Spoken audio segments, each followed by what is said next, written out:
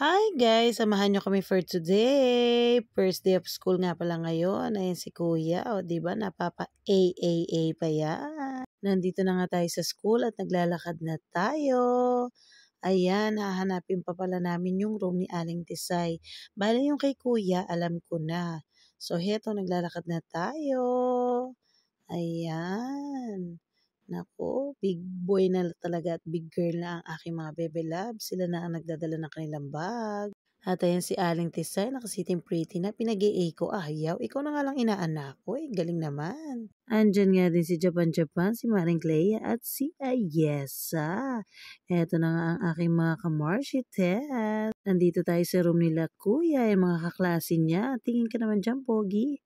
At eto, nandito na ang aking mga kamaritesan, busy. After nga niya, pinagawa ko si Chacha.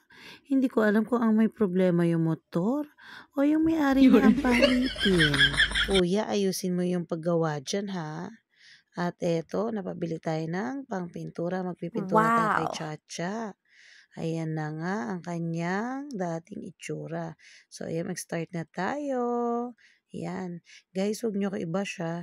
Hindi ako magaling magpintura. Bara-bara lang yan. Pagpasensyahan nyo na ha.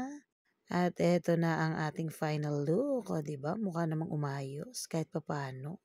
After niya, napabili na tayo ng ating lunch. Nandito tayo sa 5-star chicken. Meron silang roasted chicken for only 265 pesos, classic chicken, spicy chicken, chicken roll, and chicken nuggets. The best chicken for everyone. Ano pa ang hinihintay nyo? Bili na kayo guys. Eto nga at napabili na tayo. Titikman natin. Ito ang kanilang fried chicken, original and spicy flavor. This is located at Pinaon, San Ildefonso, Bulacan, in front of Jaylis Bakery. Ito na ang ating ulam. Kain po tayo. Thank you Lord sa food. Thank you for watching guys. Ingat kayo palagi. God bless you all. Good night.